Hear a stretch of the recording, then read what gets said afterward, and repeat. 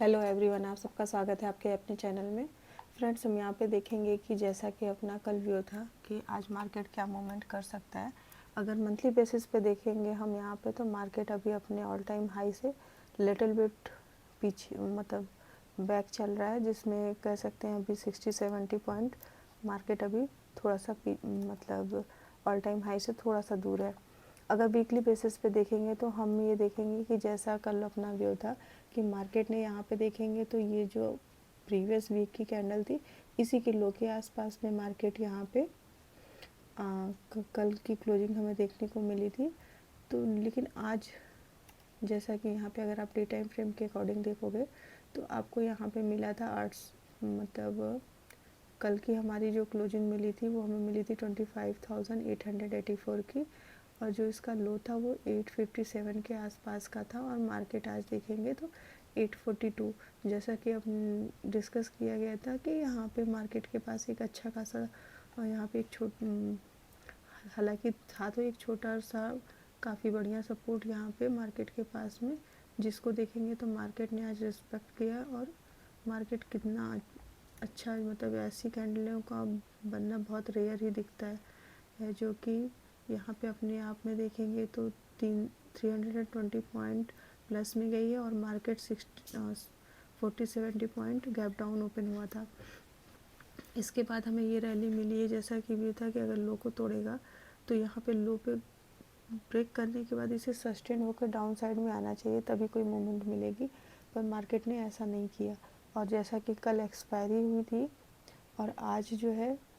New contract open हुए होंगे new month के लिए, और यहाँ पे एक बाउंस बैक जोन भी था, जैसा कि भी था कि मार्केट अगर इतने पॉइंट डाउन में आया है तो मार्केट को एक बाउंस बैक करना चाहिए, या इनसाइड कैंडल कुछ भी फॉर्म करता फिर डायरेक्शन डिसाइड करता। बट मार्केट ने ये अच्छे खासे सपोर्ट जोन से अनएक्सपेक्टेड बाउंस किया है बहुत ज़्यादा अच्छा। और यहाँ पे कह सकते हैं कि मार्केट ओपन होते ही आप अगर यहाँ पे देखना चाहेंगे तो आपको देखने को मिलेगी ओपन होते ही काफ़ी बड़ी कैंडल बन गई,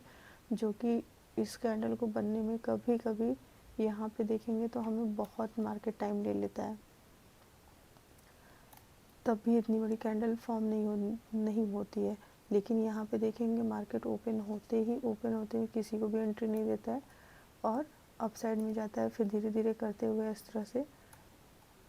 एसएल खाते हुए धीरे धीरे करके टोटली अपसाइड में मूवमेंट करता है। अगर यहाँ पे हम एक चीज़ देखेंगे कि जैसा कि एक दो दिन की पहले की वीडियो में अगर आप ध्यान से देखेंगे तो डिस्कस किया था कि मार्केट जब अगर किसी भी मतलब जैसे मार्केट का ओवरऑल ट्रेंड तो बुलिश था, बट यहाँ पे शॉर्ट टर्म टाइम में देखेंगे तो मार्केट में एक कह सकते हैं कि मार्केट डाउन ट्रेंड में था, या 50-50 कह सकते हैं, कंसोलिडेशन जोन में आ रहा था, लेकिन आज अच्छा खासा बाउंस बैक किया। तो अब हमारे लिए कल के लिए क्या इम्पोर्टेंट होगा,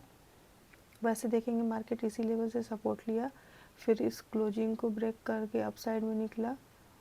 फिर इसके बाद धीरे धीरे करते हुए हाई को निकाला, फिर प्रीवियस डे के हाई के पास स्लो एंड स्टडी करते हुए अपसाइड में गया। अब हमारे लिए जो कल के लिए काफ़ी ज़्यादा इम्पोर्टेंट हो जाएगा वो हो जाएगा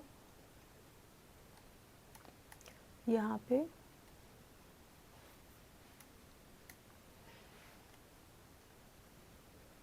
26,150 से लेकर के 220 की जोन। यहाँ पे कह सकते हैं कि 60-70 पॉइंट का जो जोन है वो थोड़ा सा हमारे लिए नो ट्रेडिंग जोन की तरह वर्क करेगा, क्योंकि यहाँ पे मार्केट यहाँ से अप साइड में भी जा सकता है और डाउन साइड में भी आ सकता है। अप साइड में भी इसके पास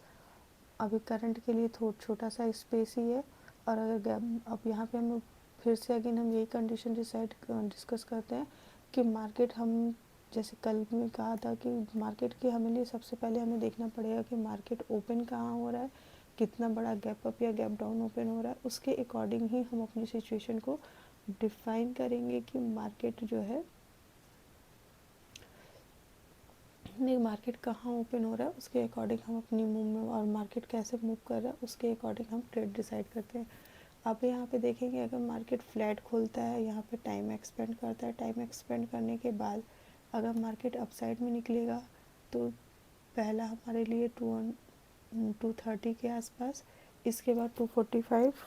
65 ऐसे करते हुए 77 वाले लेवल के लिए देखेंगे। अब फिर मार्केट को अप साइड में थोड़ा सा वेट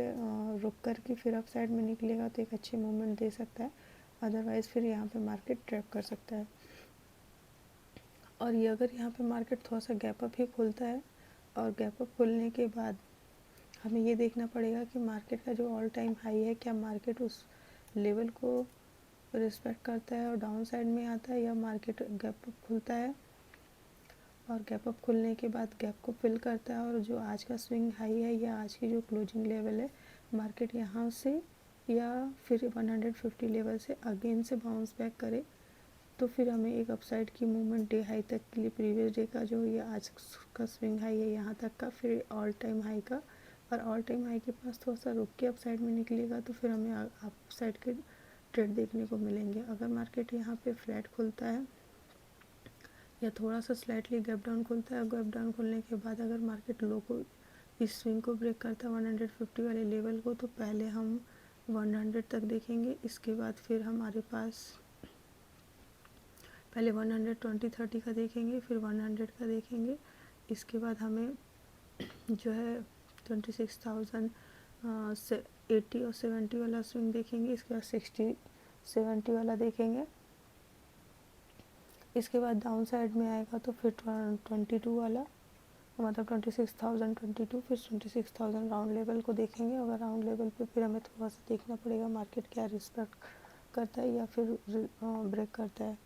फिर इसके बाद तभी डाउन साइड का देख सकते हैं। और अगर एक सिचुएशन ये होती है कि मार्केट राउंड लेवल के पास अगर गैप डाउन खुल जाता है 200-250 पॉइंट गैप डाउन, तो फिर देखना पड़ेगा कि अगेन से बायर इंटरेस्टेड होते हैं इसे अपसाइड ले जाने में, या फिर जिन लोगों का यहाँ पे ट्रेड आज का मिस हुआ होगा वो लोग फिर यहाँ से अपसाइड में ले जाने की कोशिश करेंगे तो अपसाइड में जाएगा। और अगर यहाँ पे लोग पैनिक हुए तो फिर ये डाउन साइड में आ सकता है और इसके बीच में ही रहा और हाई को भी ना निकाले और उस स्विंग को लो को भी नहीं ब्रेक करेगा, तो फिर मार्केट यहाँ पे टाइम एक्सपेंड करेगा। क्योंकि जितनी आज मूवमेंट मिली है, कई बार मार्केट इतनी मूवमेंट 2 से 3 दिनों में कंप्लीट करता है, एक दिन में ये मूवमेंट मिलती नहीं है। और हो सकता है मार्केट ने आज काफ़ी अच्छा मूवमेंट किया है, तो जिन लोगों का मिस हुआ है और जिन लोगों ने इसमें होप में पोजीशन बनाएंगे तो कल मार्केट थोड़ा ज़्यादा वोलाटाइल हो सकता है। वोलाटाइल मतलब अप साइड और डाउन साइड हमें काफ़ी बड़ी रेंज में movement up and down side दोनों तरफ को देखने को मिलेगी, या फिर मार्केट यहाँ साइड वेज से जा सकता है। दूसरी चीज़ है, कल यहाँ पे सेंसेक्स की और बैंक एक्स की एक्सपायरी है, तो उसको भी ध्यान में देख के चलेंगे क्योंकि कल सेंसेक्स और बैंक एक्स की एक्सपायरी है।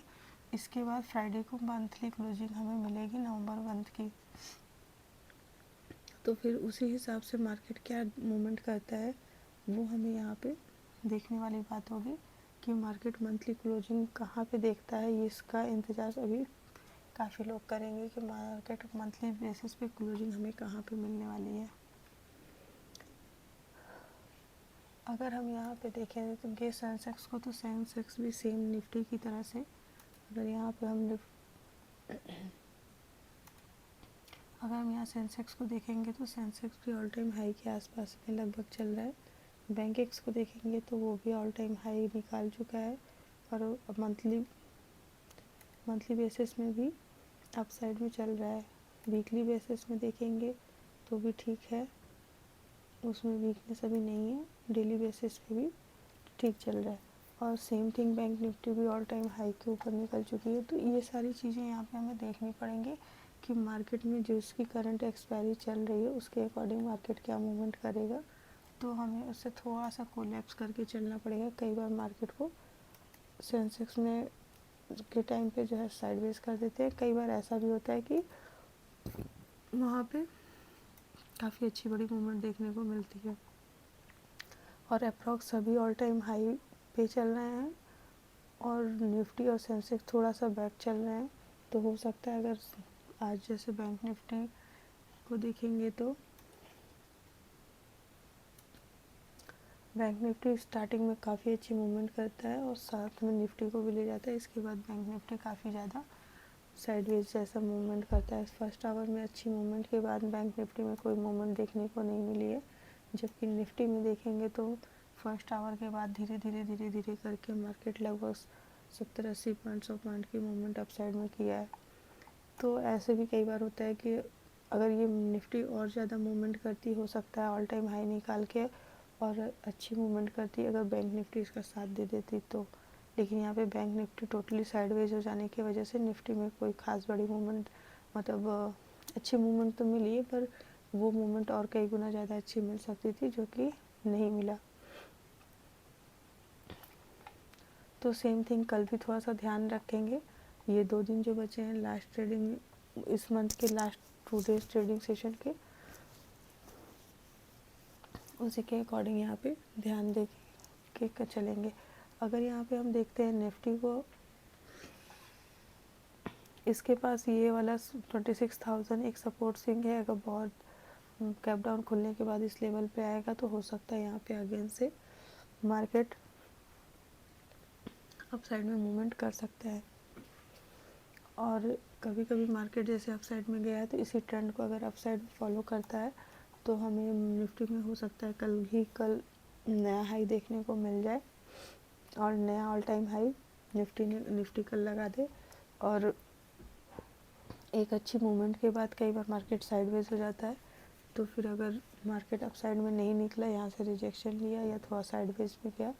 तो फिर हमें कल निफ्टी में न्यू ऑल टाइम हाई देखने को नहीं मिलेगा। और काफ़ी बड़ा गैप डाउन खोलने पे या बहुत बड़ा गैप अप खोलने पे थोड़ा सा वेट एंड वॉच करेंगे कि मार्केट फिर कोई पैटर्न या कोई प्रोजेक्शन बनाएगा, उसके अकॉर्डिंग हम यहाँ पे ट्रेड डिसाइड करेंगे।